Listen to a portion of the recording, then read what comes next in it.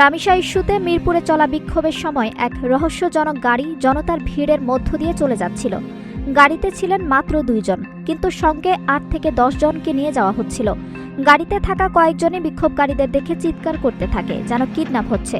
উত্তেজিত জনতা ভেবেছিল এটি সত্যি কিডন্যাপ, তাই গাড়িতে ভাঙচুর শুরু করে।